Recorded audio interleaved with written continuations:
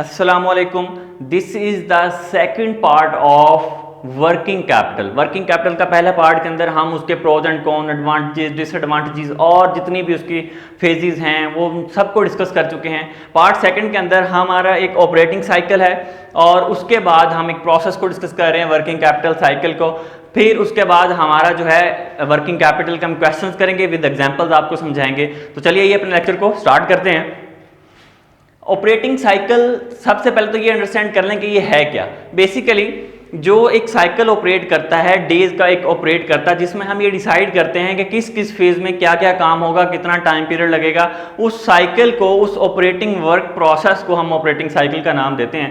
Operating cycle is the time duration, ठीक है, वही बात आ गई कि यहाँ पे time duration required to convert sales after the conversion of resources into inventories into cash.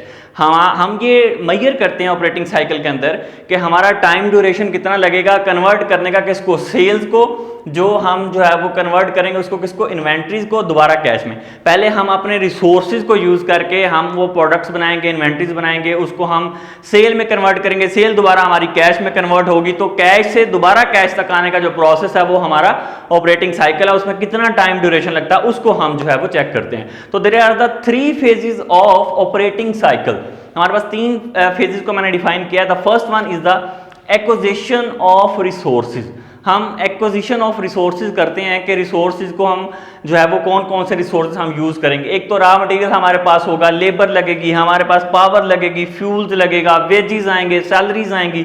ये सारी की सारी क्या है, हमारी एक्विजिशन ऑफ रिसोर्सेज हैं कि हम किन रिसोर्सेज को यूज करेंगे, एक्वायर करेंगे first of all. And the second stage manufacturing of the product. इस स्टेज के अंदर हम प्रोडक्ट को बनाना शुरू करते हैं, ठीक है। प्रोडक्ट बनेगी, रॉ मटेरियल जो होगा वो किस में कन्वर्ट होगा, वर्क इन प्रोसेस। उस रॉ मटेरियल को हम काम में लेकर आएंगे, वर्क इन प्रोसेस होगा उस पर, उस वर्क इन प्रोसेस से हम फिनिश गुड्स प्रोड्यूस कर पाएंगे, ठीक है। तो ये हमारे पास क्या है, मैन्युफैक्चरिंग है कि हम एक रॉ मटेरियल से फिनिश गुड्स में प्रोडक्ट को लेके जाते हैं। That is the second stage. And the third one is the sale of product. इस स्टेज के अंदर हमने अब उस प्रोडक्ट को सेल करके दोबारा कैश अपने पास रिसीव करना है। वो 2 सूरतों में हो सकता है, या वो हमारे पास कैश की सूरत में सेल होंगी या फिर हमारे पास क्रेडिट की सूरत में सेल होंगी। तो there are the 3 phases of operating cycle. Hope so आपको क्लियर हो गया होगा। अब हम बात करते हैं working capital cycle. Working capital cycle, जो हमारे पास वर्किंग कैपिटल है उसका साइकिल कैसे वो डिनोट करता है, इसको हम थोड़ा सा एलेबोरेट करते हैं। सबसे पहले हमारे पास कैश होता है। इस कैश से हम रॉ मटेरियल को खरीदा, हमने यहाँ पे परचेजेस की, ठीक है, परचेजेस कर ली हमने रॉ मटेरियल। और सपोज कर लें कि हमारे पास जो रॉ मटेरियल है ये कोई 30 डेज तक हमारे पास रहा है, ठीक है। अब उसके बाद इस रॉ मटेरियल पे हमने जो है वो वर्कआउट किया, जो हमने बात की मैन्युफैक्चरिंग की, मैन्युफैक्चरिंग, ठीक है। अब इस पे मैन्युफैक्चरिंग हुई, वर्क इन प्रोसेस सपोज करें इसको लगे हैं 10 दिन, 10 डेज इस प्रोसेस को लगे, वर्क इन प्रोसेस को, रॉ मटेरियल से वर्किंग प्रोडक्ट्स को बनाने में। फिर अब ये work in process finish good में कन्वर्ट हो चुका है। अब यहाँ पे प्रोसेस हो गया, प्रोसेस होने के बाद हमारे पास जो है वो फिनिश गुड्स आ चुके हैं और ये हमारे पास जो है वो सपोज कर लें कि ये हमारे पास 20 दिन तक रहती हैं हमारे गोदाम के अंदर, वेयर हाउस के अंदर ये 20 डेज स्टे करती हैं फिनिश गुड। फिर हम सेल आउट करते हैं तो डेटर के पास चली जाती है और ये 30 डेज का हमें टाइम ड्यूरेशन देते हैं। कुछ कैश पे मिल जाते हैं और कुछ अगर डेटर के पास जाएंगी तो अकाउंट रिसीवेबल होगा तो वो हमें 30 दिन के बाद अगर पैसे मिल जाए, ठीक है, तो दोबारा हमारे पास क्या आ गया, कैश आ गया। तो इसको हम क्या कहते हैं, वर्किंग कैपिटल साइकिल। कैश से स्टार्ट किया और दोबारा हमने प्रोडक्ट बना के सेल करके दोबारा कैश पे, और इसमें हम प्रॉफिट मार्जिन अपना रखते हैं, ठीक है। अगर 1000 रुपया लगा है तो उस पर 1500 रुपया, ठीक है। तो ये हमारा ये प्रोसेस जो है चलता है। अगर परचेजेस पे 30 दिन थे, 10 थे, 40, फिर 20, ये हो गया 60, हो गई थी 90 डेज का प्रोसेस था हमारा। ये है हमारा टाइम ड्यूरेशन जिसमें हम जो है वो अपने कैश को दोबारा कैश के अंदर कन्वर्ट करते हैं। ये जो हमने यहाँ पे बात की कि ये टाइम ड्यूरेशन जो है जो हमारा कन्वर्ट करता है सेल्स को दोबारा कैश के अंदर, उस प्रोसेस को हमने जो है वो हमारा 90 डेज लगे। अब हम इसकी जो है प्रैक्टिकल एग्जाम्पल्स करते हैं। एग्जाम्पल हमारे पास है कि हमारे पास एक हॉकी अकेडमी है और हमारे पास एक स्पोर्ट शॉप है। ये जो हॉकी अकेडमी है इसको 10 बॉल्स खरीदनी है, ठीक है। आपको ऑपरेटिंग साइकिल को जो है वो इन डिटेल समझाने लगा हूँ, वर्किंग कैपिटल को इन डिटेल समझा रहा हूँ।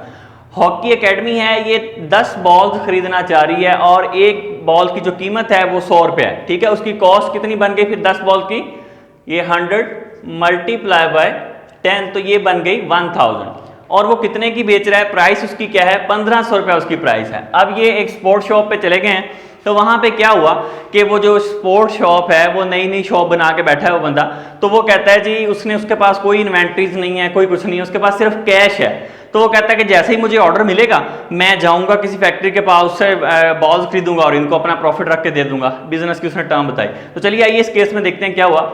उसने केस 1 के अंदर ऑर्डर 10 हॉकी बॉल्स की, जस्ट इन टाइम की पॉलिसी है कि जैसे ही कोई ऑर्डर मिला मैं वो आगे दूसरे फैक्ट्री के पास जाऊंगा, वहां से ऑर्डर लूंगा, इनको ऑर्डर प्लेस करूंगा और अपना प्रॉफिट रख लूंगा।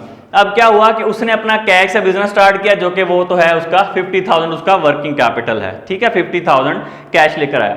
इन्वेंट्री उसने कोई नहीं रखी, ठीक है, ना उसका अकाउंट रिसीवेबल है, ना उसका पेबल, ना उसने किसी को पे करने हैं। तो क्या हुआ कि उसके पास सिर्फ 50,000 उसके पास थे। ये गया किसी फैक्ट्री के पास, एक फैक्ट्री में गया कि मुझे 10 बाल का, उन्होंने कहा जी ठीक है हम आपको ऑर्डर दे देते हैं और हम आपको जो है वो 7 दिन बाद पे ऑर्डर जो है वो आपको बना के देंगे, अर्जेंट नहीं बना के दे सकते। तो अब वो क्या करेगा, वो तो परेशान हो गया, तो वो इसको क्या कर देगा, इनकार कर देगा कि भाई मेरे पास नहीं अवेलेबल। तो ये क्या करेंगे, किसी और के पास चले जाएंगे, ठीक है। तो क्या हुआ कि जब उसके पास इन्वेंट्री अवेलेबल नहीं थी तो जस्ट इन टाइम पे उसको क्या हुआ, उसका ऑर्डर जो है वो कैंसिल हो गया, उसको ऑर्डर नहीं मिला। तो अब वो क्या किया, उसका नेट वर्किंग कैपिटल कितना आ गया, 50,000 था तो 50,000 ही रहा। तो हमने क्या एनालाइज किया यहां से कि लेस वर्किंग कैपिटल, अगर वो कहता है कि सर मैं कैसे ही गुजारा कर लूंगा तो नहीं पॉसिबल। इन्वेंट्री अगर नहीं है, अकाउंट रिसीवेबल नहीं है, तो फिर इसका मतलब less working capital no profit, क्योंकि उसको ऑर्डर ही नहीं मिलेगा, ऑर्डर उसको नहीं मिलेगा, ठीक है। पहला केस ये हमारे पास ये डिक्लेयर हो गया। अब थोड़ा सा आगे चलते हैं। केस 2 में क्या हुआ है कि इस हॉकी एकेडमी ने अगले माह गई है और उन्होंने कहा जी 10 बॉल जो है वो खरीदनी है, किसी दूसरी पार्टी के पास चली गई है, ठीक है।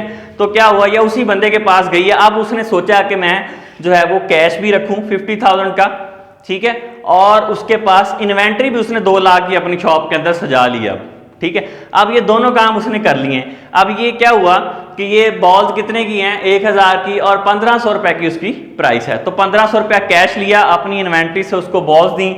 इन्वेंट्री कितने की थी, 1000 की, वो कम हो गई तो 1,99,000 बच गई, 1,99,000।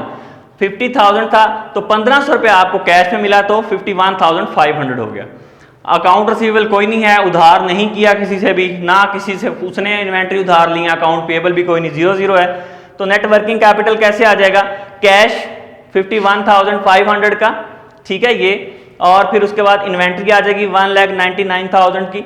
फिर हमारे पास अकाउंट रिसीवेबल 0 है, प्लस कर दिया 0, माइनस कर दिया अकाउंट पेएबल 0, तो हमारे पास क्या आ गया, 2,50,500 रुपया आ गया। उसका टोटल वर्किंग कैपिटल उसने कितना डाला था, 50,000 ये और 2 लाख ये, 2.5 लाख। तो ऊपर कितने उसने कमाए, 500 रुपया। तो हमने कितना प्रॉफिट अर्न किया, 500। तो क्या एनालिसिस निकले इस केस में कि मोर वर्किंग कैपिटल लेस प्रॉफिट। आपका वर्किंग कैपिटल तो ज्यादा है लेकिन आपको ऑर्डर ही बड़ा छोटा सा मिला है और आपने सिर्फ 500 रुपया प्रॉफिट कमाया। तो इस केस के अंदर हमने प्रॉफिट तो कमाया लेकिन बहुत कम कमाया, वर्किंग कैपिटल जो कि हमारा है बहुत ज्यादा। इस 2 केसेस को आपको क्लियर हो गया होगा।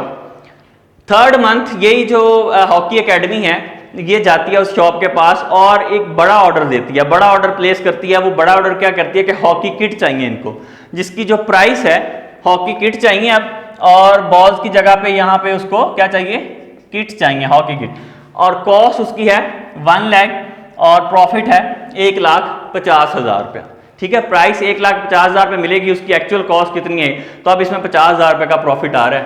तो क्या हुआ कि कैश उस बंदे के पास 50,000 का उसने लगाया हुआ था, इन्वेंट्री लगाई हुई थी 2 लाख की, ठीक है, और इन्वेंट्री में से 1 लाख की वर्थ जो है उसकी कॉस्ट जो है वो चली गई, तो कितनी बच गई, 1 लाख, ठीक है।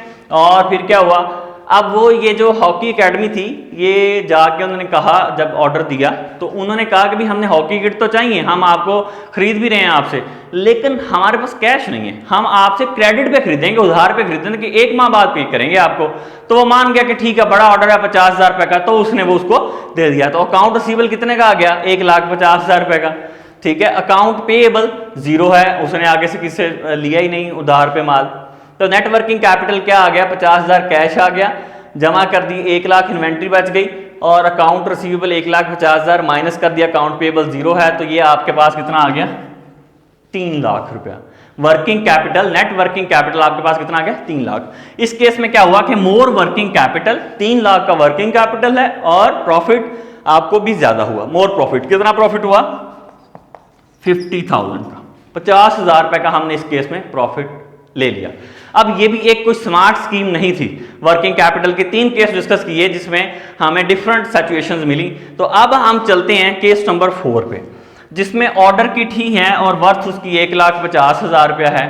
अब क्या हुआ इस केस में कि ये जो बंदा था, ये जो हॉकी ने अकेडमी ने ऑर्डर किया इसको, तो इसने सोचा कि भाई मैंने ये जो इनको उधार देना है, ठीक है, ये उधार मुझसे ले रहे हैं, तो क्यों ना मैं भी जो अपनी इन्वेंट्रीज परचेज करनी है वो उधार परचेज करनी है। फैक्ट्री गया, उधर से जाके उनसे उधार पे उसने इन्वेंट्री उठा ली, क्योंकि वो उनको ऑर्डर देता रहता है तो उसकी जो है वो कैपेबिलिटी इतनी थी कि उन्होंने उसको दे दिया कि भाई ये हमारा पक्का कस्टमर है, काफ़ी बिजनेस देता है, तो फैक्ट्री ने उसको उधार पे वो इन्वेंट्री दे दी। अब इसने क्या किया, कैश इसने लगाया 50,000 का, इन्वेंट्री इसकी थी 2 लाख रुपए की, ठीक है, और ये 2 लाख इसने उधार पे खरीदी है, ठीक है। तो अब हम ये देखें कि 50,000 ये और 1 लाख रुपए की इन्वेंट्री की हमने जब प्राइस बीच में से निकाल दी तो हमारे पास कितनी बच गई, 1 लाख की इन्वेंट्री बच गई, हमने 1 लाख की सेल कर दी। अकाउंट पेबल उधार पे खरीदी है 2 की 2 लाख, तो 2 लाख आपके पास आ जाएगा यहाँ। अकाउंट रिसीवेबल 1,50,000 रुपए का है, क्योंकि वो जो अकेडमी है उसने 1 माह बाद रिसीव देना है आपको। तो नेट वर्किंग कैपिटल अगर अब हम कैलकुलेट करें तो 50,000 रुपये कैश है, जमा 1 लाख की इन्वेंट्री बच गई हमारे पास, और 1,50,000 अकाउंट रिसीवेबल का है, और माइनस कर देंगे 2 लाख रुपए। ये 2 लाख जो हमने उधार पे चीज़ें खरीदी हैं, ठीक है। तो अब इसके हमें कितना बच गया, 1 लाख रुपए हमारा टोटल नेट वर्किंग कैपिटल आ गया है, ठीक है। अब इस नेट वर्किंग कैपिटल में हमने क्या एनालिसिस किए कि less working capital is equal to more profit. कम वर्किंग कैपिटल है और हमारा क्या है, प्रॉफिट ज्यादा। प्रॉफिट कितना हुआ 50,000, इस केस में भी 50,000 प्रॉफिट हुआ है और इस केस में 50,000, लेकिन इस केस में वर्किंग कैपिटल ज्यादा लग रहा है हमारा और 50,000 प्रॉफिट है।